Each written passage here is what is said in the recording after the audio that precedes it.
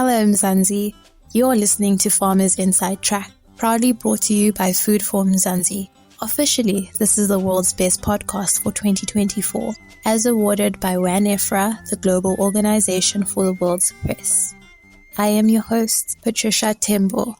Welcome to episode 460. Today we're unpacking all things related to production planning for crop farmers. This episode is said to be informative and practical as we welcome Nqaba Mfaxa, who is a junior production manager by profession.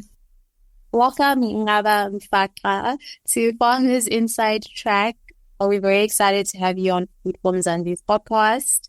Thank you very much, Patricia, and thank you once again for having me. I'm looking forward to this conversation. We're going to get into production planning, but before we do that, I'm going to just give a little bit of an introduction to you.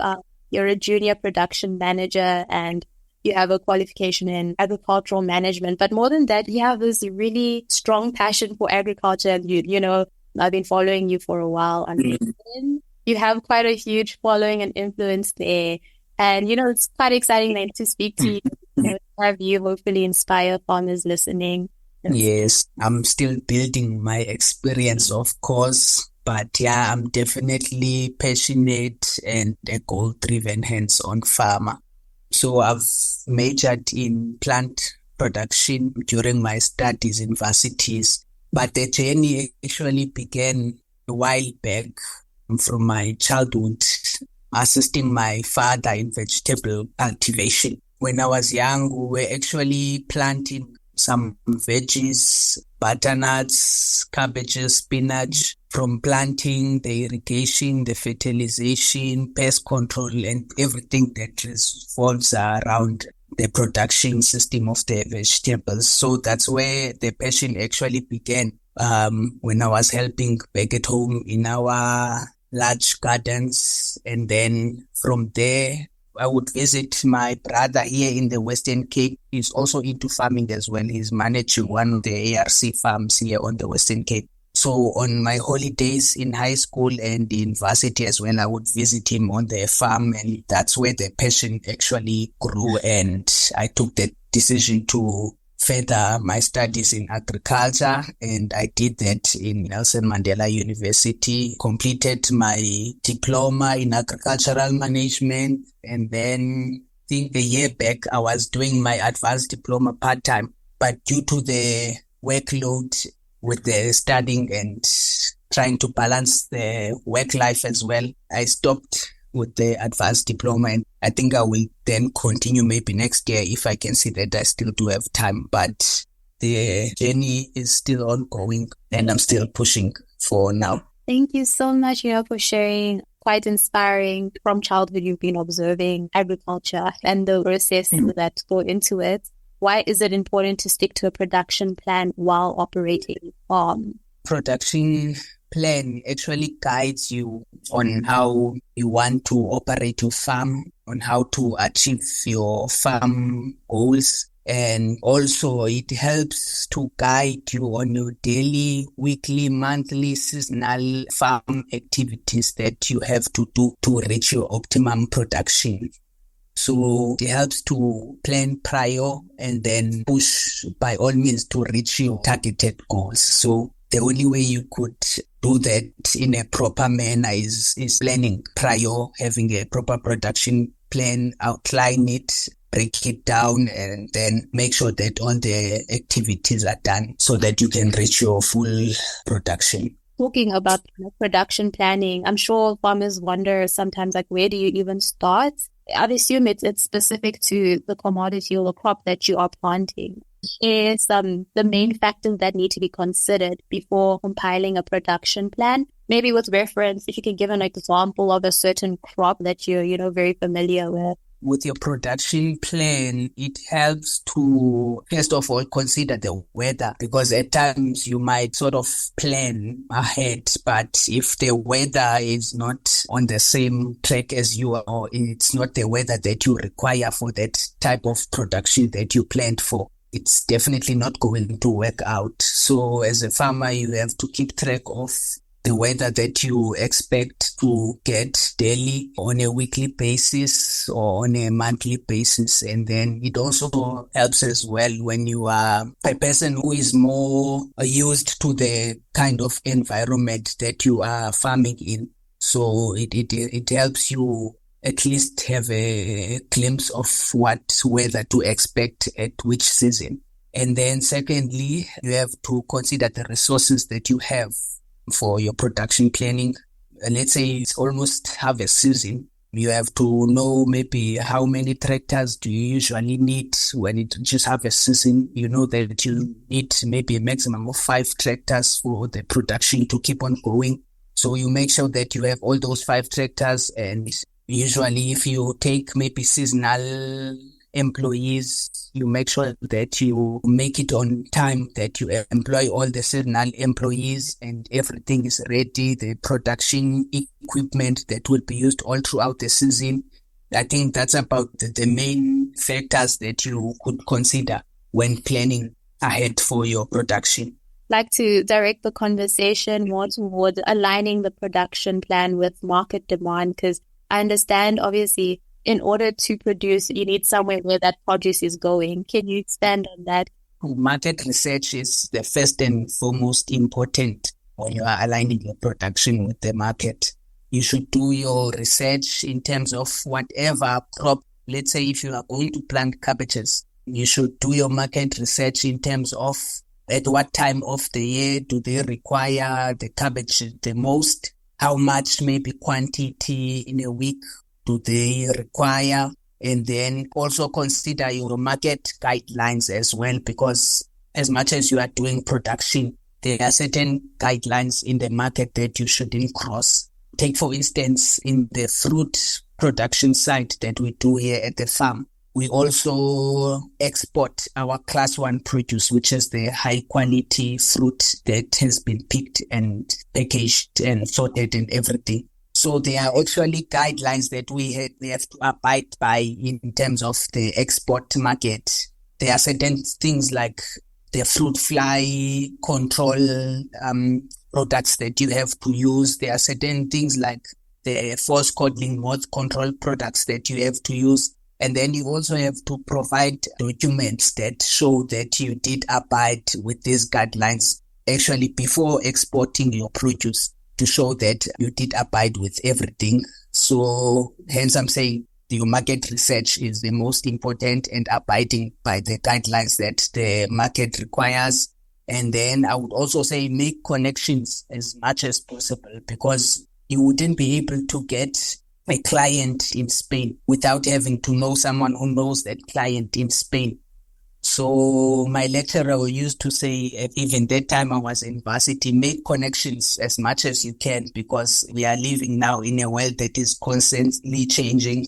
It helps to know someone who knows someone, and then it also makes it easier for you to access the market somehow.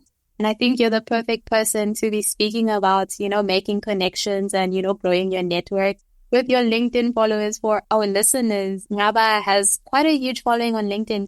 And returning to resources, more specifically natural resources, we know that we're in a time globally where we need to use our resources, be conservative. Yeah. So what do farmers consider in terms of the natural resources like water when developing their production plan? When developing the production, I think water is the first and foremost thing that you have to consider planning your production. Because I would say irrigation side of the farming is one of the most production plans that you have to have so that you reach optimum production. As we all know that when you are into farming, you use a lot of water. It helps to grow your produce. It helps to stimulate root growth, stems, leaves, your fruit, your vegetables. They wouldn't actually grow without having water. So water availability is one thing that you should always check upon.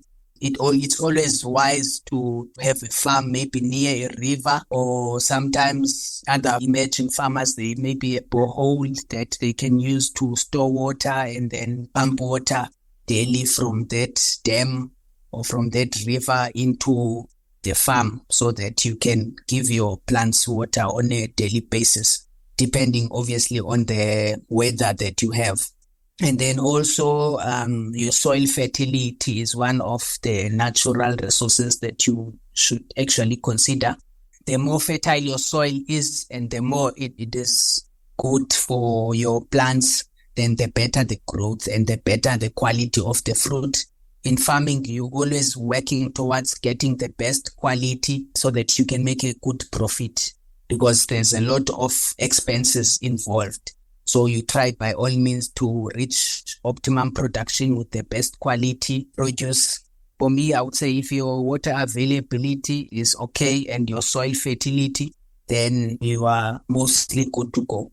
That was quite helpful for everyone who's listening. And what is the best way to now determine realistic production goals? Maybe, for example, you've evaluated your natural resources, you've done your market research, the factors you've mentioned. Now, what does realistic production goals, what do they look like? Based on the planning that we usually do and the sections that we have on the farm that we plan for. Prior planning is always the best, which is planning ahead for your production, daily, weekly, monthly, seasonally. As you are hands-on with farming, you get to see and get the experience of being able to plan prior. But on our side, when we plan, we always look at the admin side, which is making sure that you keep all your records. That would be with your fertilizer records, with your sanitation records, with your harvesting records, with your scouting records, with your spraying records. But everything that deals with administration, you make sure that you keep your records. Maybe you do a daily or a weekly recording of all the admin that you have to do. And then also plan for the fertilizer and nutrient application. As we apply different fertilizers and different levels of growth of the fruit trees, of the vegetables that we produce. So also helps to plan prior with your fertigation and nutrient application. Also your irrigation, you have to have a plan of how you will irrigate your crops and when to irrigate. As I said before, the weather has a huge influence on your daily farm activities or your operations on the farm. So considering the weather as well, so you have to plan for your irrigation.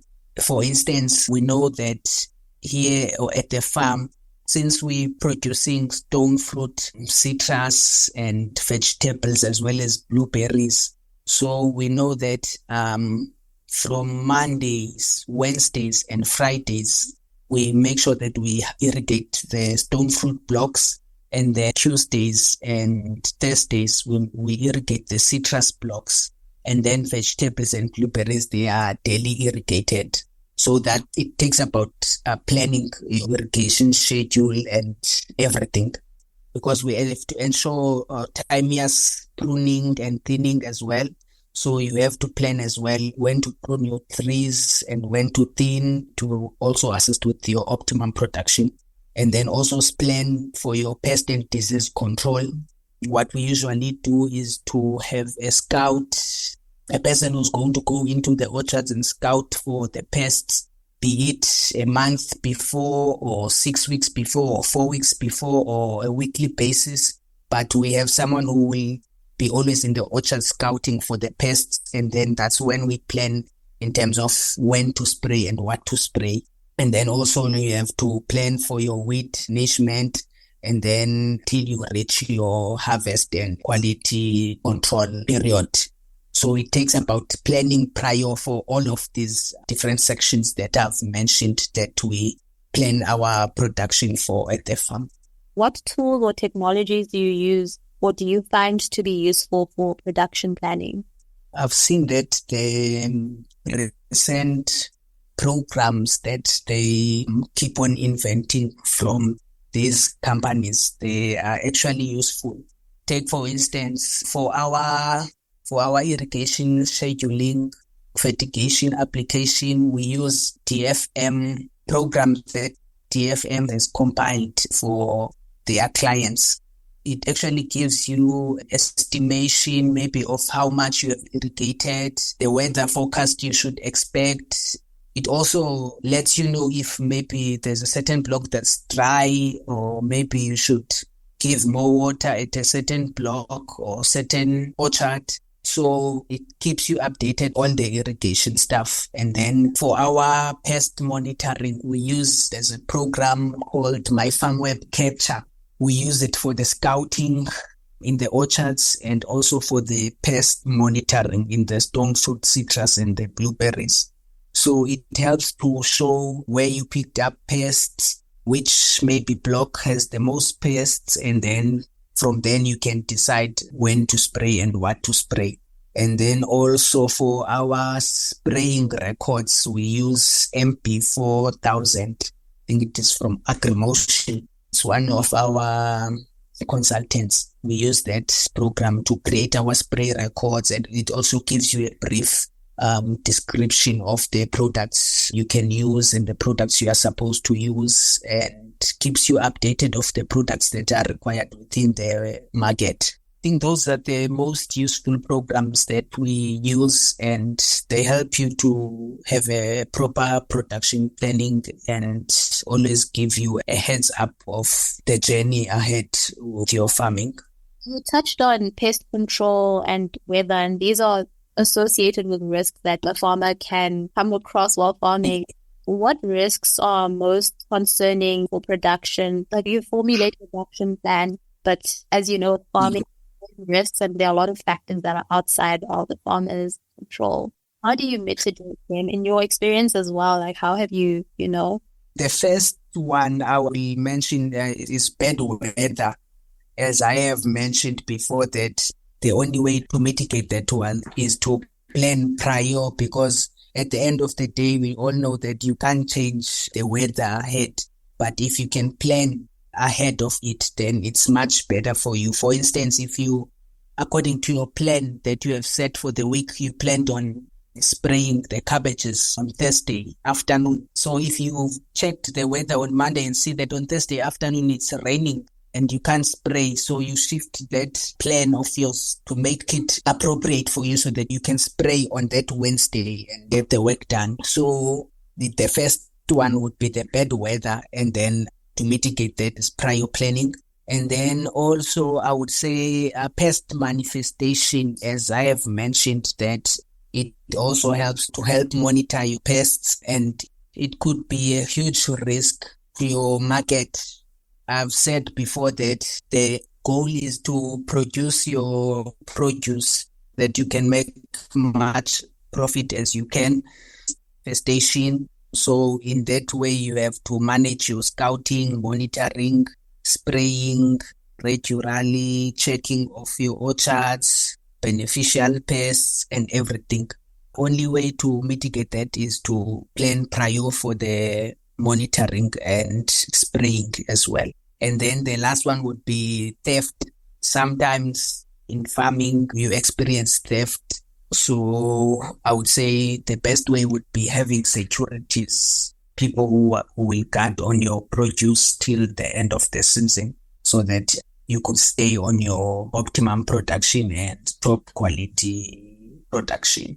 How do you track and minimize environmental impact? So I'm sure also farmers, you'd want to stay out of trouble with the environmental lawyers and municipalities and all of that. So how do you track and minimize the environmental impact while sticking to the production plan that you have? I would say the best way is to always have knowledge of the guidelines that they require within environmental issues, and keep track of the weather as well, plan prior, and sometimes improvise for late weekend work. In that way, it will help you work in hand with the environment, as well as making sure that your production plan goes well, you reach your targeted production goals. How would you determine an efficient or a working production? What's an indicator of a farmer can use to say, you know what, this production plan it works? If you are hands-on, if you are actually, farming requires you to be more hands-on experienced with the work. So I would say you outline your production plans maybe for the week. If each and every time that you have reached maybe one of your goals, you maybe have some sort of notes where you can tick that, okay, I've reached that certain goal, and maybe I've reached A. I still have to do B, C, and D, you see. So in that way, you are keeping track of what you have done and what you still have to do. So that's the only way you can be able to see whether, okay, this plan that I did, it's actually working and I'm actually reaching the goals that I planned prior for the farming production. Thank you so much to Nqaba Mfaxa, who is a junior production manager by profession. For more information on this topic, visit www.foodformzansi.co.za.